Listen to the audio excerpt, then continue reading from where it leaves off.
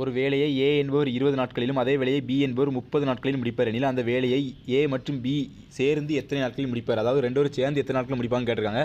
So ஏ plus B ரெண்டு பேரும் சேர்ந்து எத்தனை நாளில் முடிப்பாங்கன்னு கேட்டிருக்காங்க. இப்போ என்ன ஃபார்முலானா சும்மா ஷார்ட்டாக எப்படி போடலாம் பார்த்தீங்கன்னா, மேலே இன்ட்ரு போட்டுக்கோங்க, கீழே ப்ளஸ் போட்டுக்கோங்க. இங்கே இடத்துல எதுக்கு ப்ளஸ் போடுறோன்னா ரெண்டு பேரும் சேர்ந்து அப்படின்னு கேட்டிருக்காங்க. ஒருவேளை ரெண்டு பேரும் சேராமல் ஏ மட்டும் எத்தனை நாளில் அப்படின்னு கேட்டாங்கன்னா இந்த இடத்துல மைனஸ் பண்ணணும் நம்ம. ஸோ இங்கே வந்து ஏ